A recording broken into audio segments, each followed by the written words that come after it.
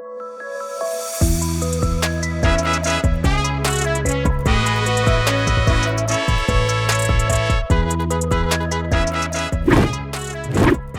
to the Think Before You Post podcast, where we talk about all things digital citizenship and anything else we find fun and noteworthy on the internet. I'm Christina Jantra, and you are? Paula Evans. And you are? And Terese Brandt. And we are Neptune Navigate. Okay, now that we are professional podcasters, and I say that because we're on episode 3. Makes us professional. Mm-hmm. Which, by the way, do y'all remember when we had the meeting where we discussed whether or not we were going to do a podcast? Yes. And we said that we would do a test pilot and then we would discuss it. Does anybody here at the table remember having that discussion? Are we going to continue? Yes. Y'all remember having that discussion? Oh, are we going to continue? Yeah. No. Yeah, we didn't. But the people on the other end of the table, they said we would. They just put it on our calendar and said we were doing another one. So I knew that they would know from the very beginning that we were going to continue. Because we were so good? Yeah, of course. Wow. Before we ever started, I knew that they were going to say we're continuing. All right, so here we go. Did anyone read my notes? Yeah, we did. Okay. We skimmed them. So I gave y'all what I thought was an interesting article about hackers and scammers. And I gave it to you because my daughter, one of her friends, her Instagram account got hacked. Mm-hmm. And it was a mess because Instagram, think about how many users have, or how many people have Instagram accounts. There is no way that you can have enough customer support people to handle all the problems that people experience. So found this article. It was actually on Michigan State University, their newspaper, about Lindsay Himes, a junior, what is she? A junior journalism public relations major. Mm-hmm. She had 7,000 Instagram followers. I'm impressed with that. That's huge. Have you ever looked to see how many you have? Oh, I have like 5. 12. I don't even look. Yeah, I don't either. So she had 7,000. She got hacked. The hacker changed her username, the email address associated, and her password. And did something, according to the article, that made Instagram say, hey, Lindsay, you're banned for life from Instagram. Okay, what does it take to establish or to attract 7,000 followers? Can you imagine? No. Nothing I'm doing is attracting that many followers. So she's devastated. It takes her a long time to get it back. And it just made me think, are people aware of how easy it is to get your accounts hacked? Because I see people on Facebook all the time saying, hey, beware, I just got hacked, when they really didn't get hacked. Mm-hmm. Okay, so Lindsay finally did get her account back, but what would we tell people is the first thing they should do to avoid being hacked? Strong passwords. What makes a strong password? This is a test. This is a test. You need to have it needs to be at least 8 characters. Mm-hmm. You need to have letters. You need to have numbers. It needs to be something you can remember, but not easy to guess. Special characters. And you don't use the same one for every account. Okay, Look at her. was that not impressive? That was Thank very That was impressive. Thank you. So here's, can I reiterate one point that you made? Because I think people are lazy. Okay. It's the not having the same password for your email that you have Mhm. for, like, so many people use the same password for everything because our minds are overloaded. And so just that idea of all of my social media accounts aren't going to have the same password, and my email account is really not going to have the same password, because if you hack into my Instagram and it's the same password as my email, then I've just left the door open. Similarly, our house key isn't the same as our car key. Mm-hmm. Isn't that the same thing? Yeah, that's a Pretty good much. analogy. All right. I do think that when I remember when I first started on the internet and first got an email and then things got added. What year was that? Oh gosh, I don't even want to know. You know, it was AOL. You've got Dial mail. up. Yeah, exactly.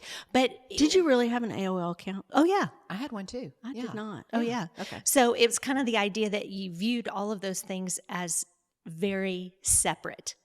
Yeah. That each of those things was kind of in a vacuum and not related at all. So anything you did here was completely separate from here. And I think what is starting, I think, for people to understand is that they're all intertwined. Oh, yeah. They're all intertwined. Your information, the same thing like you're saying, if your password is the same, although that's really easy to remember, that all of that information is overlapping. Yeah. So I was with my daughter this weekend, and she got an email from Snapchat that said, here's your code to change your password, which she said, hey, look at this.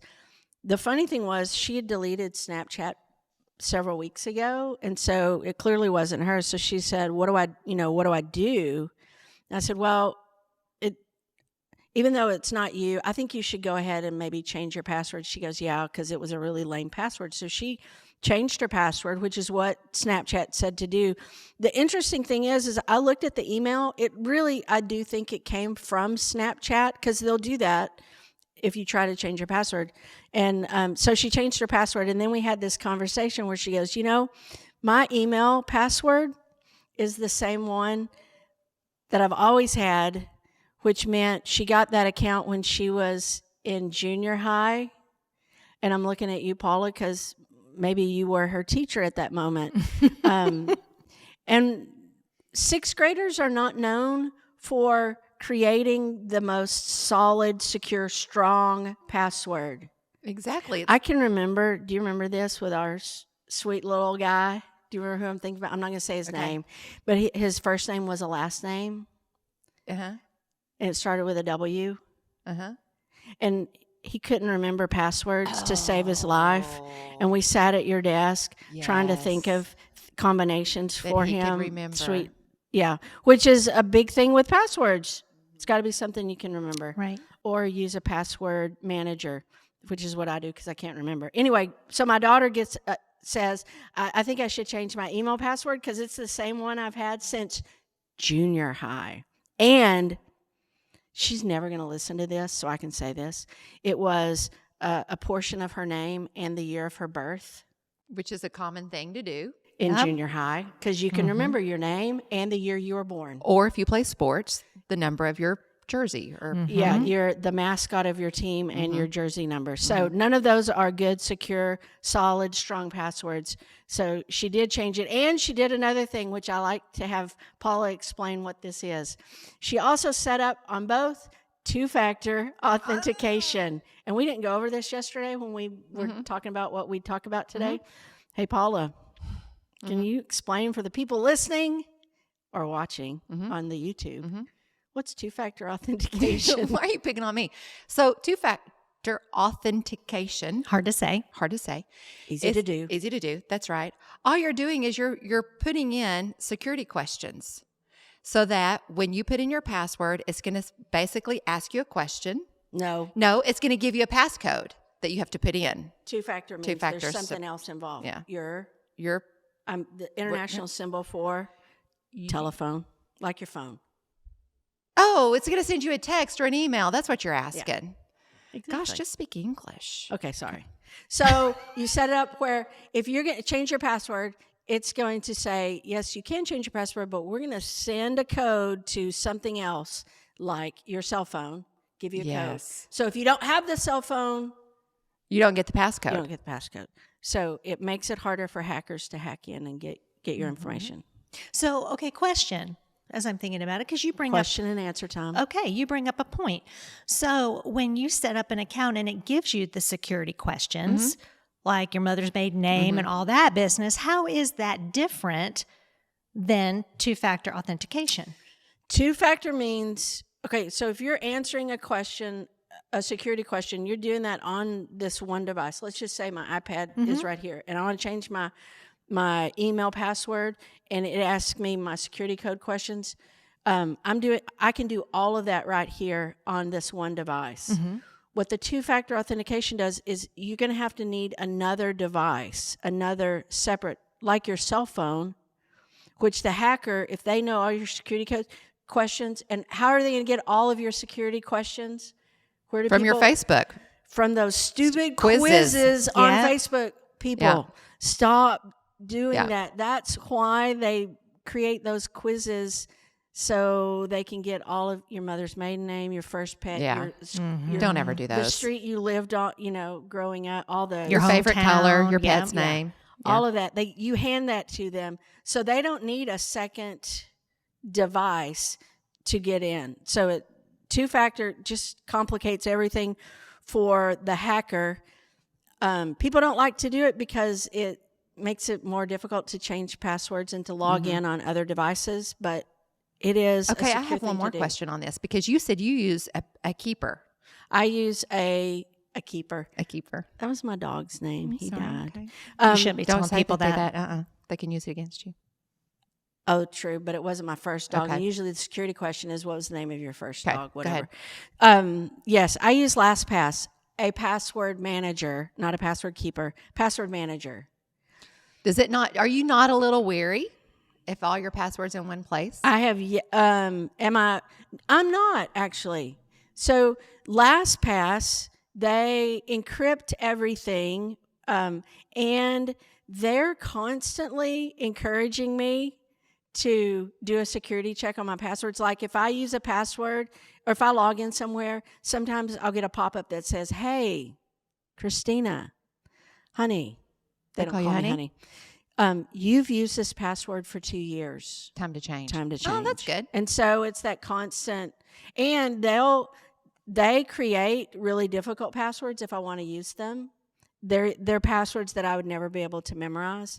But remember, like when we did our last module on strong passwords, we started encouraging people to use phrases. Yes. Yeah. Like full-blown sentences I love bacon and eggs for breakfast. Yes. with a With like from the English teachers that we were, a full-blown, fully punctuated sentence with capitalization and everything. Yeah, so that's the easiest, I think. Yeah. So- So really when we think two-factor authentication, we need to think devices, Yeah, it's not necessarily Security the number questions. of questions. correct. Okay, cool. All right, now moving on from hackers and scammers galore to a popular or rising in popularity Instagram scam. I ran into this because an author that I follow on the Instagram, she made a post, and it seemed odd to me at the time because it said, "Hey, if I disappear from Instagram, it's because I just got notified that I have made some copyright infringement. And if I don't fix it, Instagram says they're going to delete my account in 24 hours. And I thought, that just doesn't seem valid because Instagram wants to keep you. They don't want to just be getting rid of you. So I did a little Google search. Oh, Google. And here's what I did. I Googled some of the words that she used, like the 24-hour, like copyright infringement, Instagram, copyright infringement, 24 hours delete. And I found from the Better Business Bureau, thank you for our friends at the Better Business Bureau, that this is a popular scam. And here's what it is. The email that this author got was not from Instagram. Shocking. And what they wanted you to do was click on the link to fix your copyright infringement problem. No, what they were wanting to do was to take your login information so that they could then have your account. That it's an easy way to hack. Wow. Here's what people might not know. Did you know? Well, you do because I told you yesterday. Did you know that on Instagram and Facebook, there's a place on each side under security, under settings, like you have to click. Did you count how many clicks? No, I was going to, but I can look at it here. It's 6 taps, and we can put it in the show notes, but you go to settings and securities, and there's a place where it says emails from Facebook and emails from Instagram. Every time they email you, they keep a log of it. Now, in this author's case who got this email from Instagram, you know what she should have done? one is go look and see if this was real, but two, just log into Instagram. log into Instagram and see if there's anything wrong with your account. And there was nothing. It was a complete and total scam. Also, if you examine the email that it came from, that's usually a good place to start, because it's usually not from an official Instagram or Meta site. So there you go. It's interesting scam. But also, what? That you said something that I think is always a clue that something's a little off is when they throw in that sense of urgency. Yes. Anytime Yes. there's something and they throw in that sense of urgency, you need to be Slow down. Yeah. Yeah, because it immediately is this reaction, this emotional reaction that, oh my gosh, I got to do it now. I've got to do it right now. I got to figure this out right now. Yeah. And then they make it hard, then then it's time consuming. It's this deep dive. And like you said, I mean, most people don't know where to go. And then if it's 6, 7 clicks away, you know what I mean? It's just, your average person doesn't know to do Right. that. But now they do. Now you 'cause do. We've tried to educate them. That's All right. Next is coming from you, and Terese. You brought this to us. It was from an article from CNET, which really gave me pause. So tell us about Ken Crum. Okay, I want to know why it gave you pause. The numbers. Okay, yes. Okay, so this story was fascinating to me, and I must have read it at least 5 times because I'm just like, okay, I got to process this. Okay, so Ken Crum, I'm going to use my notes because there's a lot of details here, and I'm not going to try to take up too much time, but Ken Crum was a career computer programmer, and he became concerned about the loss of control over his personal information online. So that right there, personal programmer, personal information. Okay, yes, computer programmer. And so he decided to get as much of himself off the internet as possible. But the kicker was, the turning point was, he went shopping at his local home improvement store. And within minutes after he got back in his car, he got an email asking him how his visit was. Wait.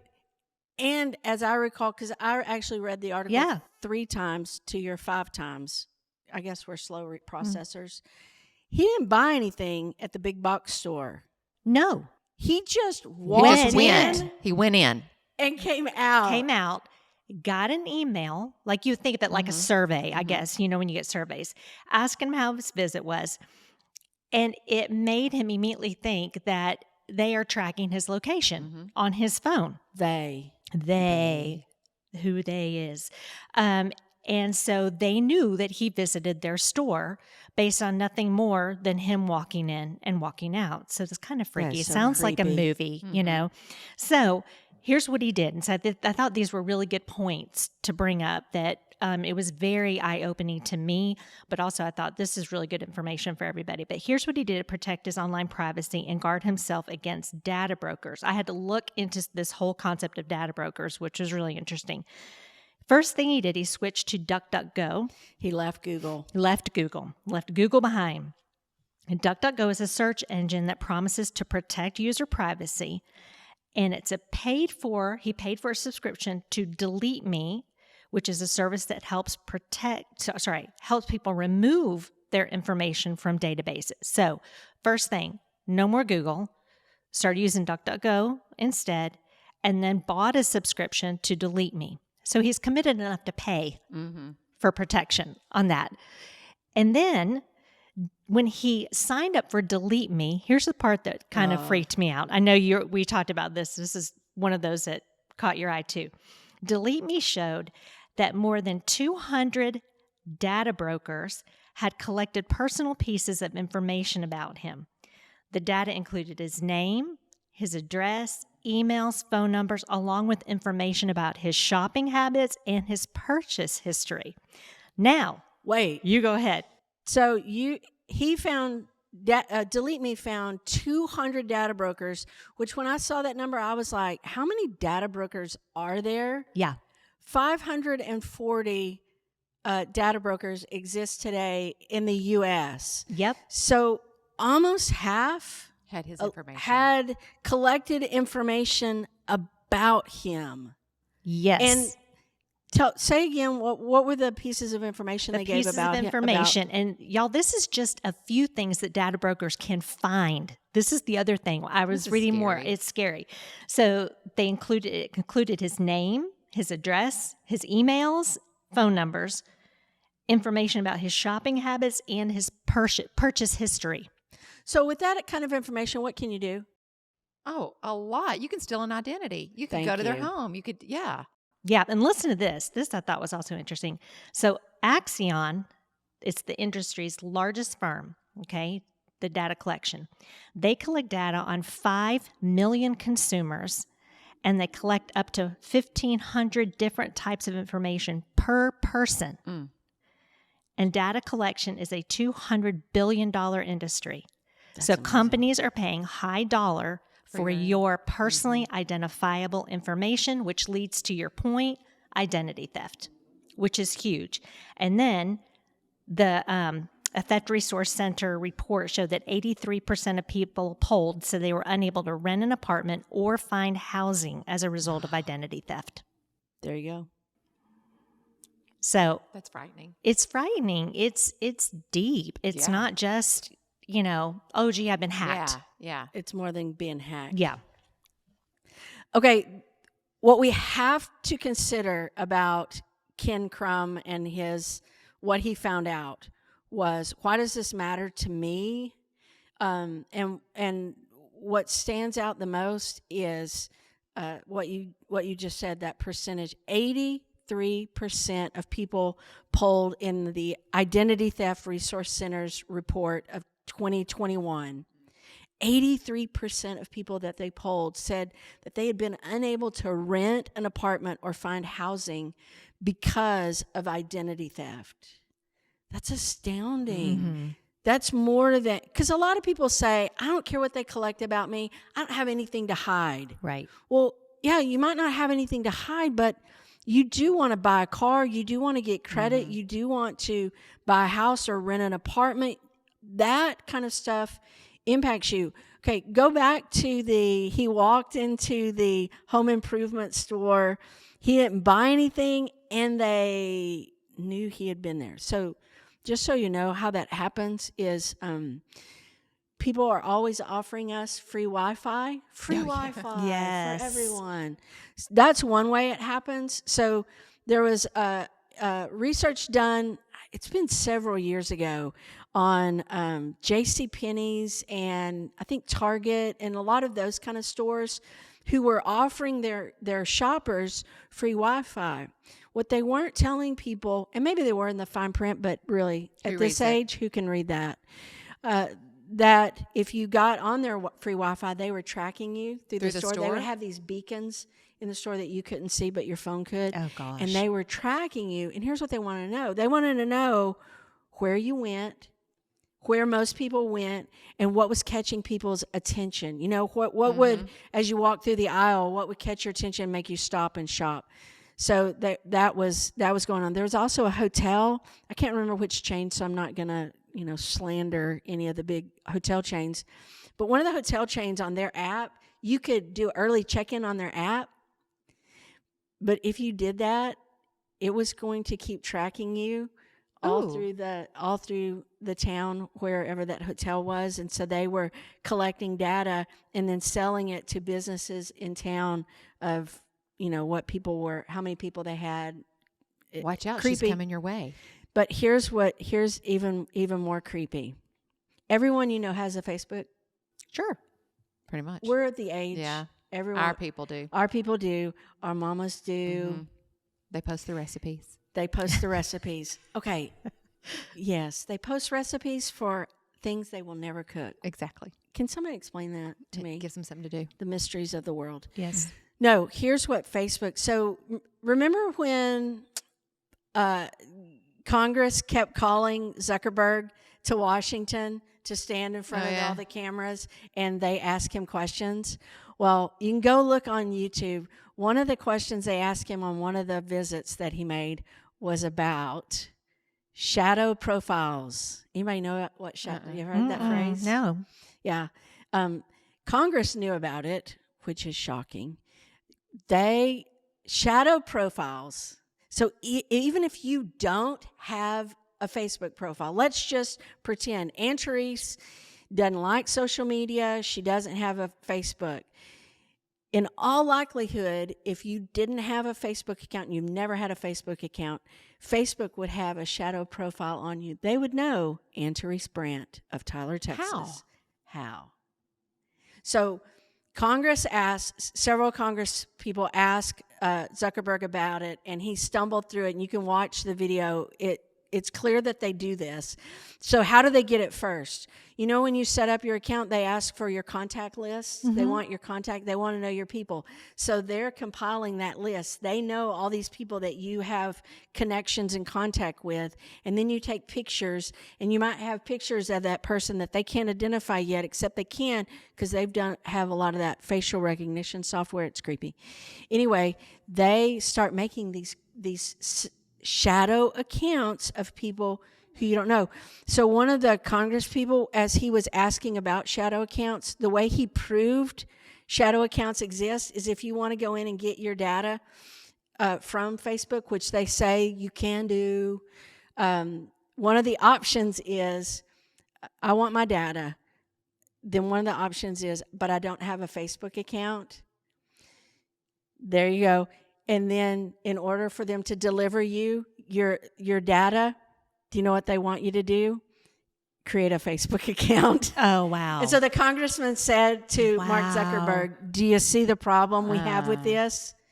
The person chose not to have one. You're collecting data on them, and you're going to force them, in order for them to know what you've collected, you're going to force them to make an account. Yeah, it was a problem. So there you go. I had not heard of that. There you go. Look, we learned it's like something. A sci-fi movie, isn't it? Yeah. It is. Oh my gosh. Okay, we've talked about a million things that made us feel bad today about all this data collection. Can we pivot, and talk about something good? So, look, our first 2 episodes, we got so excited that we didn't do our closing the way we wanted to do, which is we want to end with the best thing we saw on the internet. I said the best thing we saw this week, but it doesn't have to be this week. It could have been in the last, year.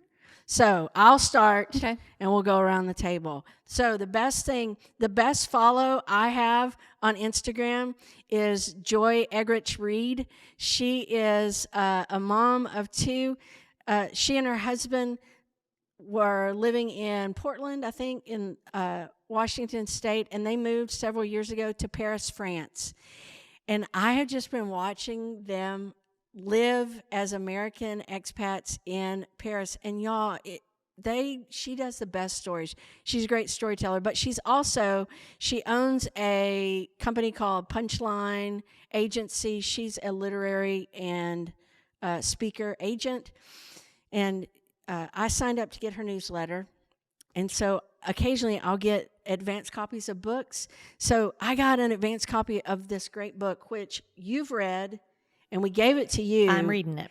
It's so good. So the book is called Blank Canvas. It's by Marcy Gregg. Y'all, this story is amazing. Marcy Gregg ended up in a coma for, I think, 5 days. And when she awoke, she had lost 17 years of memory. She had lost from the time of college until that current day. And in those 17 years, she graduated from college, got married, and had 2 kids and didn't remember any of it. Y'all, it is the most, I couldn't put it down. I read it in 2 days. It was really good. It was fabulous. It's called Blank Canvas. Go pick it up. It's really Paula, good. did you find anything good on the internet? Okay. I am not a huge Hallmark fan because, quite honestly, it gets cheesy after. I'm sorry, y'all are going to hate me. I do. There's sometimes I can do. Okay, there's going to be a movie that Hallmark is coming out with that I will sit down and watch all the way through. It's going to be called Color My World with Love, and here's why I'm going to watch it.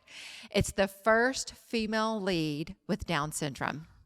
And it's going to be a love story. She's a painter, she's an artist, and it's going to be how her mom has tried to protect her and raise her in a world where she is a little bit different from other people. But aren't we all different from everyone else anyway? So I'm excited about this one. I'll watch that one with you. It's going to be good. Because we've discussed how we're not Hallmark movie people. Yeah. But I think this one will That be will worth be watching. amazing. I'm way to go, Hallmark. Way to go, Yes. Hallmark. And I think it's important is that you and I both have that's a personal story. Yes, Because you have a history with Down syndrome and your family. I have a history with Down syndrome in mine. And so And just it's watching just- how our families have navigated Yes. with my sister-in-law and brother-in-law raising their daughter, my niece, who has Downs, to live in a world where she can do anything she desires to Listen, Yes. Avery's do. And she pretty much thriving. can. She's a queen. She's a queen. that'll be real. That's be something we don't want to miss. Yeah. Okay, Aunt Terese, Okay. you showed us this, but tell everyone what the best thing you found on the internet Okay, was. y'all, this you have to watch it. This would be a short tell because you have to see it. So during marching band practice, Ohio State's assistant major, drum major Dalton Carraro did this unbelievable baton trick. I could see nodding heads off camera. This is a crazy thing. So the video went viral on Twitter on Thursday, and you can check it out on the marching band's Twitter account. Again, I'm not doing it justice if I try to explain what happened. Please, please, please go check it out. Ohio State drum major baton trick. There you have it. Can I tell y'all how hard that baton trick he does? Because Have you tried it? I was a Were you a drum major? I was a drum major. How do we go this long in without the knowing things about each word. other? And I had Oh my one of those gosh. big, huge drum major baton things. Seriously. What he does is astoundingly amazing. I would love to see some old video footage of you. Well, there's and not your any little because it was baton. so long ago that But we I didn't do have have video. to say this is that for all you skeptics out there like myself, it's in slow motion as well. True.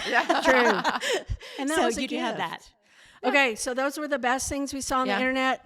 And now, this was my idea. Here's how we're going to end all of our episodes with this question. Is this a stupid idea? Not the podcast. It's not a stupid idea. Here's the stupid idea question. And I posed this question 2 weeks ago when we recorded our first 2 episodes and time passed. So now it's going to be verified. But my question was going to be CNN Plus. Yeah, Is that it's a stupid idea? Because they launched it on March 29th. And here was my question. Who's going to pay money and it doesn't matter if you're a CNN person or a Fox News person it doesn't matter what your flavor of news is. Who is going to pay extra money Can I answer that question? wait just a second. Because I ask, it's stupid however much they're going to pay. Because I said if it's above $4.99, it's really stupid. Do you know how much they were going to charge for that? $5.99 a month. Listen, I can get Acorn, which is all British and Australian TV, for like $4.99 a month. So is it a stupid idea, Paula? It's a stupid idea. And I can tell you who's going to pay for it. No one. Which is why they're dropping it. They announced this week they're shutting it down. Wait, really? April 30th. They're shutting it down. Are you disappointed? I just don't understand. Well, let me tell you, you're going to get part of your refund back. You're going to prorate it. How much? Okay, I already had you Google this. You did. How much money did they spend? Over $300 million.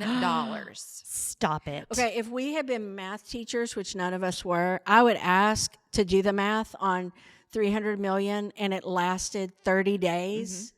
Oh, that would Yeah. probably be an easy math. Yeah. But we're not going to do it. But can y'all believe $300 million and it tanked in? So the question is it a stupid idea? And I think we can all say, Yes. it was. All right, so that's it. That's episode 3 of the Think Before You Think. Why do I did this I don't know. before? You stumbled. Think before you post. Think Before You Post podcast, because you need to slow down and think before you post. All right, that does it for us. Thanks for listening. We'll see ya Next time. next time.